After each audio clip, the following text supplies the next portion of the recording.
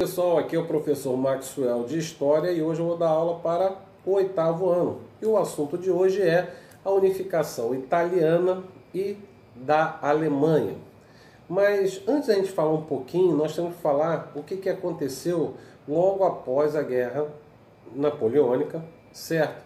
Na qual vai ter o Congresso de Viena, que vai dividir essa região que fica a Itália e a Alemanha, fragmentando ela e dividindo ela ali com um protetorado ali da Áustria, da França, principalmente ali a Itália. A Itália, por exemplo, ela foi dividida em alguns setores. Por exemplo, o reino de Sardo-Piemonte, governado por uma dinastia italiana. O reino lombardo-veneziano, governado pela Áustria. Ducado de Parma, Moderna e Toscana, governado por duques sobre a supervisão da Áustria. Estados pontifícios, governado pelo Papa, e o reino das duas Sicílias, governado pela dinastia Bourbon. Então aí vocês estão vendo que eles dividiram, só que aí jovens, jovens italianos assim chamados, eles não vão gostar muito disso e vão começar a se organizar para lutar, pela independência da Itália, tá? Nesse jovem, italiano tinha Giuseppe Mazzini, tá? Ele foi um dos que organizaram no meado do século XIX para fazer essa luta pela independência da Áustria, certo? A Áustria, ela com toda a força, tinha um exército muito forte, ela tentava de todo jeito manipular e segurar ali a fragmentação da Itália. Então, Emanuel II, certo, que era rei da Piemonte, Sardenha, ele resolve entrar nessa briga com esses jovens italianos pela independência e a unificação desses ducados e principados que eram fragmentados.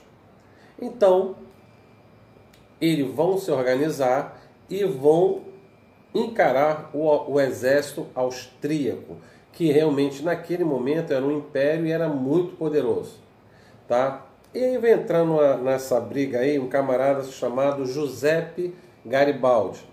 Giuseppe Garibaldi, não sei se vocês sabem, ele é o mesmo na qual lutou na Guerra Farroupilha aqui no Brasil, tá?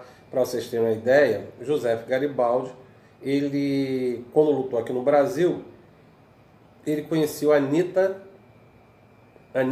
que depois se chama Anita Garibaldi, certo? Vai se casar com ela e depois eles vão para a Itália para lutar pela independência.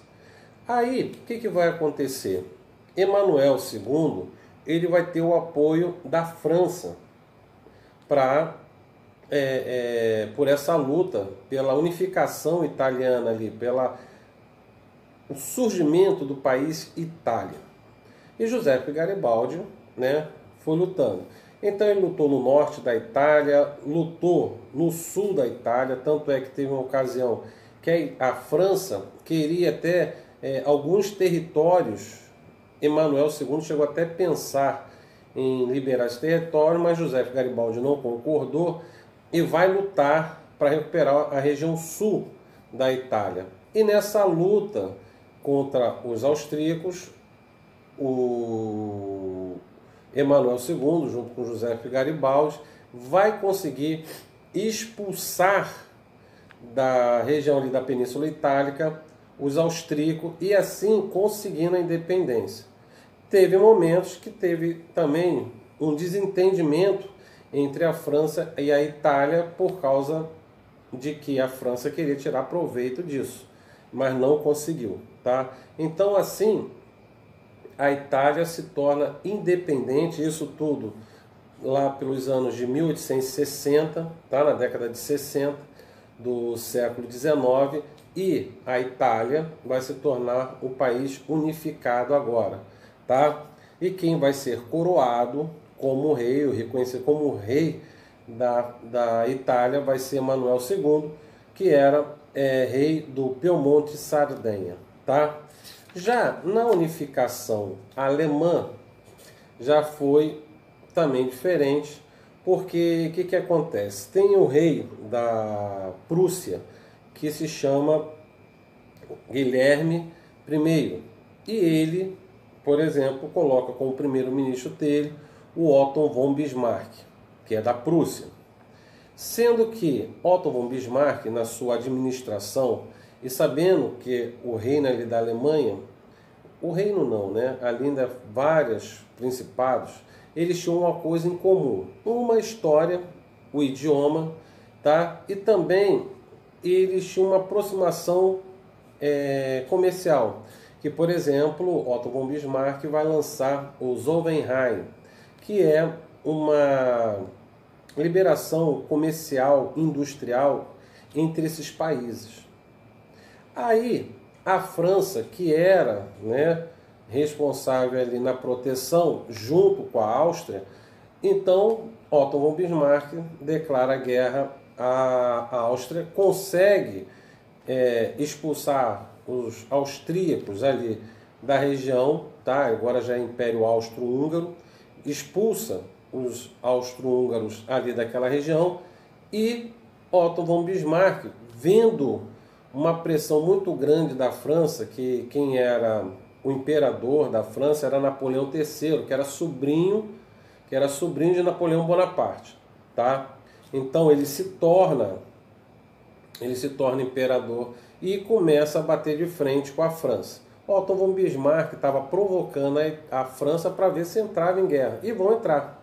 E quem vai sair vencedor vai ser a Alemanha, com Otto von Bismarck, que vai criar aí o segundo reino, ou o segundo Reich, tá? Tanto é que vocês, quando a gente for falar, vocês estiverem lá no 9º ano, quando a gente for falar da Segunda Guerra Mundial, por exemplo, a gente vai falar do terceiro Reich, tá? O primeiro Reich foi o Império Romano, o segundo Reich foi a Alemanha de Guilherme I, e o terceiro Reich vai ser a Alemanha nazista, tá? Mas isso aí já é uma outra história, depois a gente vai ver sobre isso, tá? Não hoje, não agora. Agora a gente só está falando da unificação alemã, né, com a ajuda de Otto von Bismarck, que vai unificar esses principados e se tornando um dos maiores países industrializados da Europa. O que vai acontecer nessa guerra França e Prússia? Além deles expulsarem os franceses daquela região, eles vão humilhar os franceses, vão fazer os franceses pagar uma indenização muito grande de guerra à Alemanha.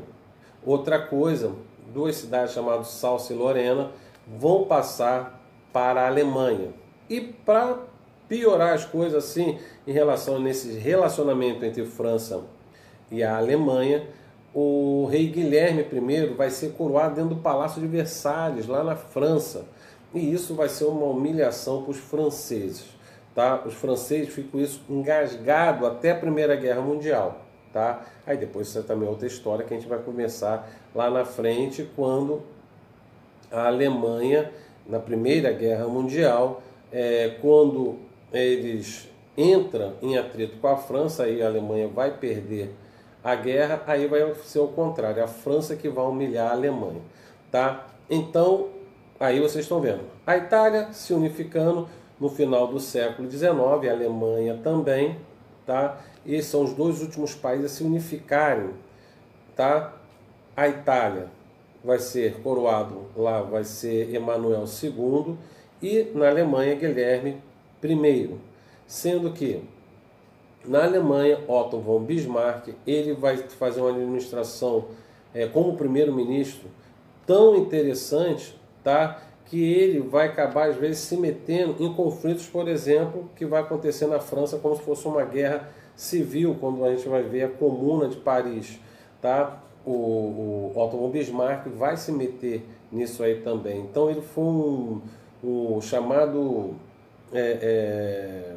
o general de ferro, vamos botar assim, porque realmente ele era ali, ó, a ferro e sangue. Então, assim a gente fechou aí essa parte aí da unificação italiana e alemã. Espero que vocês tenham entendido. Pegue aí o livro de vocês e coloque aí na página 268, 269, 270, 271, deixa eu ver se tem mais, e 271, 271, 272, tem bastante exercício aqui, tá? Então vocês façam os exercícios aí, tá? E a gente vai corrigir depois e eu passando o gabarito para vocês, tá bom? Espero que vocês tenham entendido essa unificação italiana e alemã. Claro que a gente vai ver muito mais isso ano que vem, quando a gente for falar desses dois países, principalmente aí que vai começar o drama, sabe de quê? De começar a preparar o terreno para a Primeira Guerra Mundial.